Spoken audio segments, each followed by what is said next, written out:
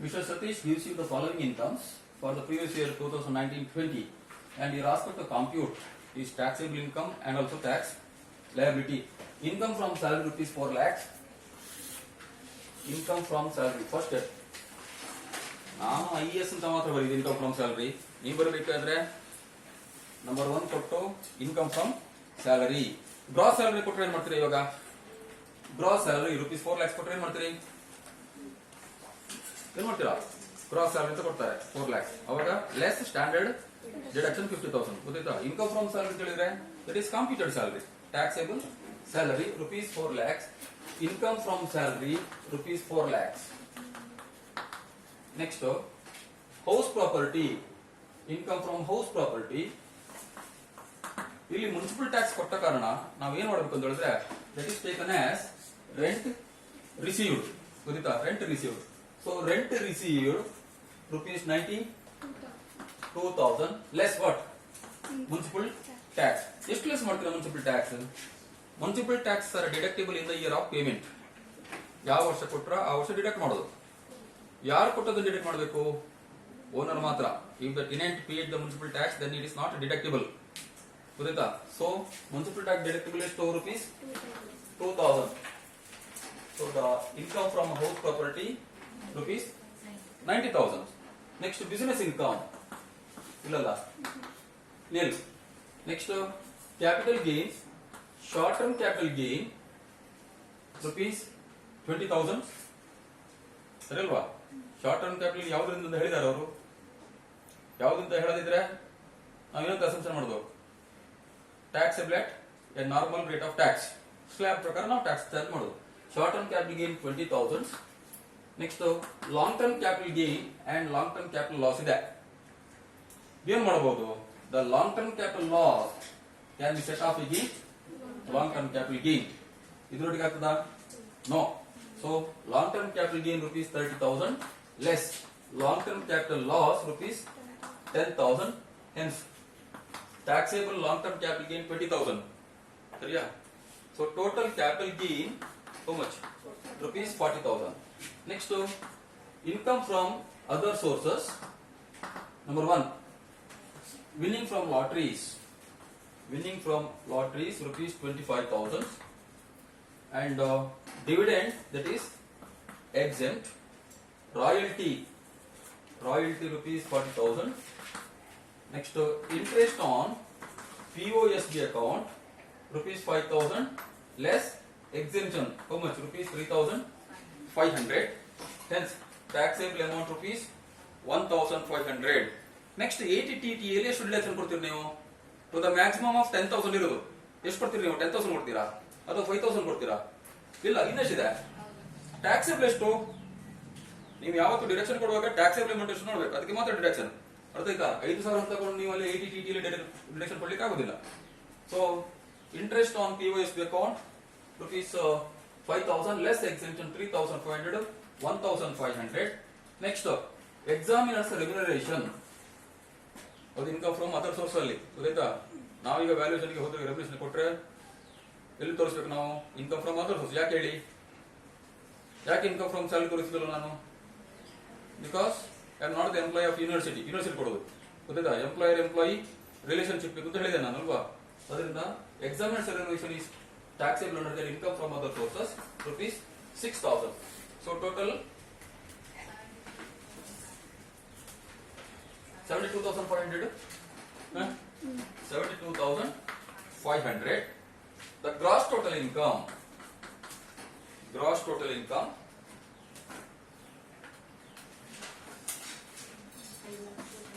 5 lakhs 2,000. 6 lakh 2,500. 6 lakhs 2,500.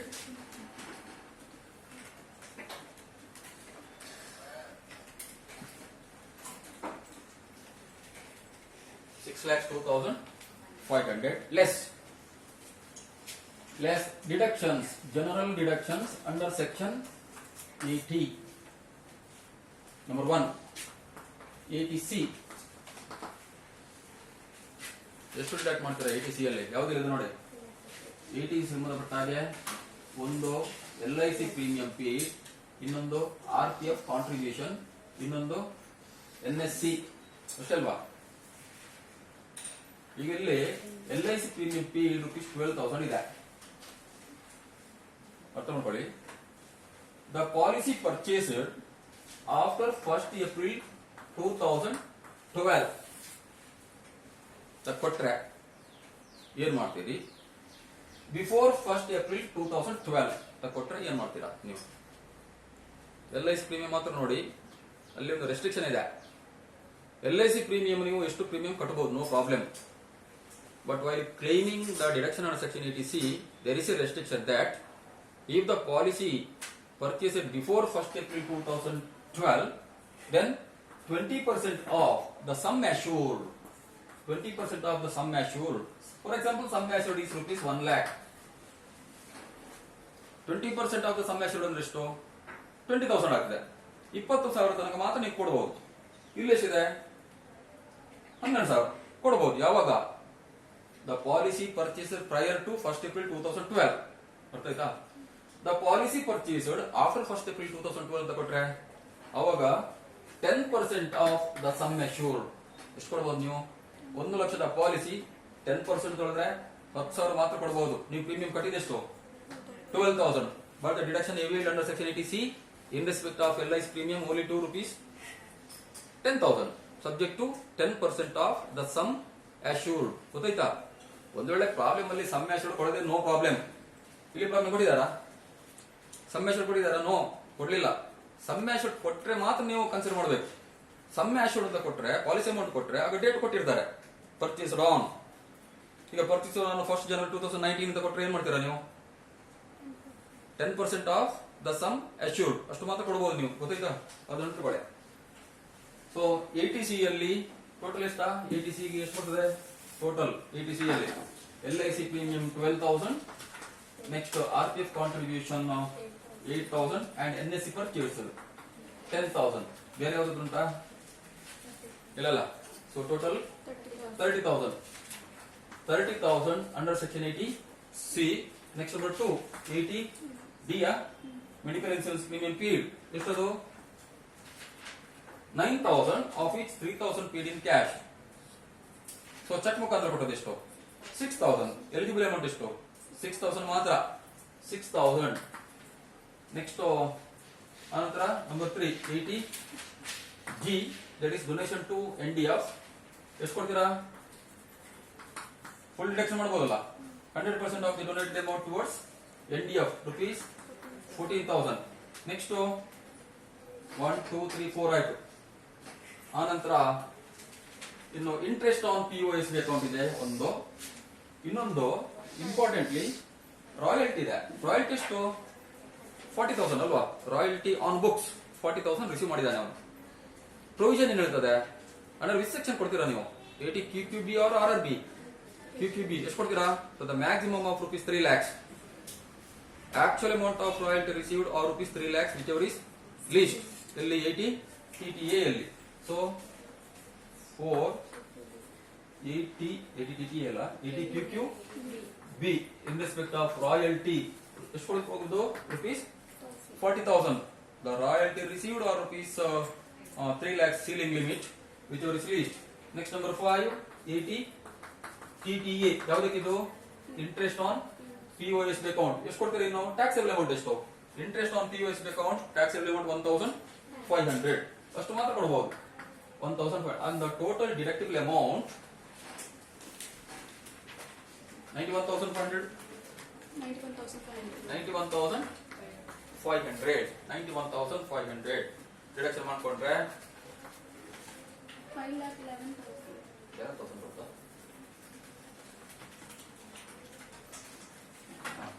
5 lakhs ಸರಿಯಾ? 5,11,000 taxable income 5,11,000. ಯಾವ್ದು ಬಿಟ್ಟು ಹೋಗ್ಲಿಲ್ಲ?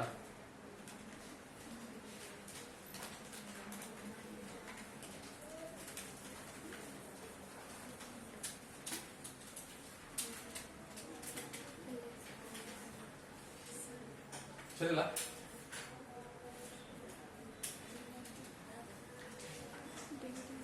ಯಾವ್ದು ಹೇಳು? Interest on POS next.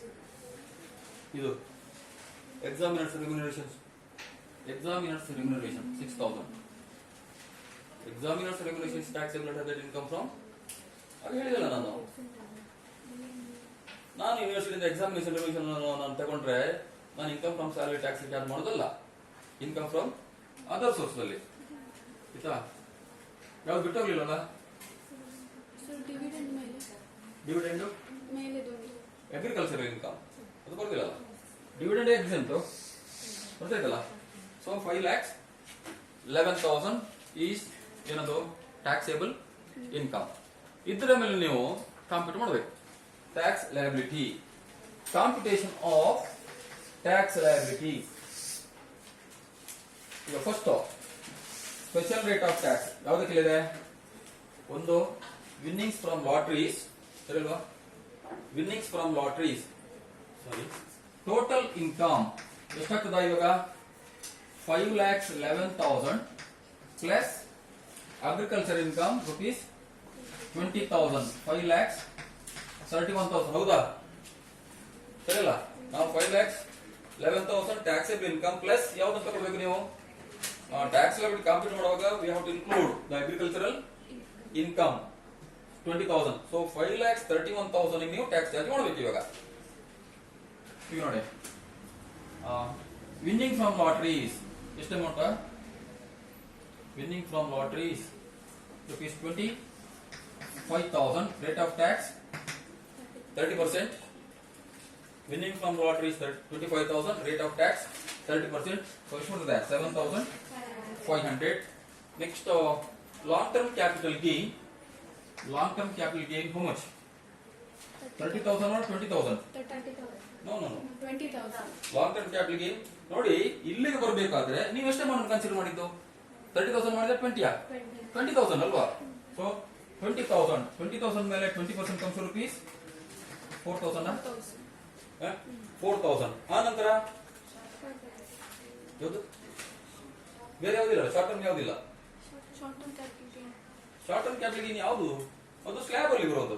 Special rate of tax ಅಲ್ಲಲ್ಲ. ಈಗ ಸ್ಪೆಷಲ್ ರೇಟ್ ಆಫ್ ಟ್ಯಾಕ್ಸ್ ಎಷ್ಟು? ಎರಡೇ. ಒಂದು winning from lotteries 30%, long term capital gain 20%. ಇದು ಸ್ಪೆಸಿಫಿಕ್ ಆಗಿ ಕೊಟ್ರೆ ಮಾತ್ರ short term capital gain. Short term capital gain 20,000, taxable at 15% ಕೊಟ್ರೆ ಮಾತ್ರ, ಅಥವಾ ಅಂಡರ್ ಸೆಕ್ಷನ್ 111 ಕೊಟ್ರೆ ಮಾತ್ರ ನೀವು 15%, ಗೊತ್ತಾಯ್ತಾ? ಅಥವಾ sale of shares and securities ಆ ತರ ಕೊಟ್ಟರು 15%. ಸೊ ಇವಾಗ ನೆಕ್ಸ್ಟ್ ಇನ್ನೆಷ್ಟು ಉಳಿದಿದ? 5,31,000 ಇಂದ ಲೆಸ್ 45,000 ಹೋಯ್ತಲ್ವಾ? 4,86,000. ಎಷ್ಟು? 4,86,000. Balance of rupees 4,86,000 6,000. at slab rates. So on first rupees 2,50,000 nil, ಸರಿಯಾ? exempt. ನೆಕ್ಸ್ಟ್ rupees 2,50,000 ಉಂಟಾ ಇಲ್ವಾ? ಇದಲ್ವಾ? ನೆಕ್ಸ್ಟ್ rupees 2,50,000 ಇದೆ. ಆದ್ರೆ ಇಲ್ಲಿ ಏನ್ ಮಾಡಬೇಕು? ಅಗ್ರಿಕಲ್ಚರಲ್ ಇನ್ಕಮ್ ಎಷ್ಟು? 20,000. ಇದು ರೇಟ್ ಆಫ್ ಟ್ಯಾಕ್ಸ್ ಎಷ್ಟು? 5%. But the agriculture income is exempt from tax. ಸರಿಯಾ? ಇನ್ನೆಷ್ಟು ಉಳಿತು ನೋಡಿ? ಎಲ್ಲಿ 4,50,000 ಇಲ್ಲಲ್ಲ. ನೆಕ್ಸ್ಟ್ 2,50,000 ಇಲ್ಲ ನಮ್ಮಲ್ಲಿ. ನೆಕ್ಸ್ಟ್ ಬ್ಯಾಲೆನ್ಸ್ ಆಫ್ ರುಪೀಸ್ 2,50,000 ಇಂದ ಇಲ್ಲಿಗೆ ಎಷ್ಟು ಉಂಟಾ? 2,50,000 ಇಲ್ಲಲ್ಲ. ಅದನ್ನ 14,000 ಕಡಿಮೆ. 2,36,000 2,36,000. ಅರ್ಥ ಆಯ್ತು ನಿಮಗೆ? ನೆಕ್ಸ್ಟ್ ಈ ಸ್ಲ್ಯಾಬ್ ಅಲ್ಲಿ 5 lakhs ಪೂರ್ತಿ ಇಲ್ಲ ನಿಮ್ಮಲ್ಲಿ ಅಮೌಂಟ್. 4,86,000 2.5 ಲಕ್ಷ ಹೋದ್ರೆ ಮತ್ತೆ ಇರುವಂತದ್ದು 2,36,000 ಮಾತ್ರ. ಅದು 5% ಬ್ರಾಕೆಟ್ ಅಲ್ಲಿ ಬರ್ತದೆ. ಅದರಲ್ಲಿ ಫಸ್ಟ್ ಗೆ ಯಾವ್ದನ್ನ ನೋಡಿದ್ವಿ ನೀವು? Agriculture 20,000 5% example. ನೆಕ್ಸ್ಟ್ ಇನ್ನೆಷ್ಟಿದೆ? 2,16,000 ಗೆ ಎಷ್ಟು? 5%. 2,16,000 ಗೆ 5% ಎಷ್ಟು ಬರ್ತದೆ? 10,800. So total 22,300. 22,000 ಎಷ್ಟು? 22,000 ಒಳಗೆ ಕ್ಯಾಲ್ಕುಲೇಟರ್ ಬೇರೆ ಒಂದು ಕಾಣ್ತಾ ಇದೆ ನೋಡಿ ಏನ 22,300. ಇವಾಗ ನೆಕ್ಸ್ಟ್ ಸ್ಟೆಪ್ ಏನ್ ಹೇಳಿ? Less rebate under section 87A. Rebate claim ಮಾಡ್ಲಿಕ್ಕೆ ಆಗ್ತದಾ? ಸತೀಶ್ ರಿಬೇಟ್ ಕ್ಲೇಮ್ ಮಾಡಬಹುದಾ 87A ಇಲ್ಲಿ? ಪುಸ್ತಕ ಬಿಡಿಸ್ತಿರಲ್ಲ, ಮಾಡ್ಲಿಕ್ಕೆ ಆಗ್ತದಾ? ಹೇಗೆ ಆಗುದು?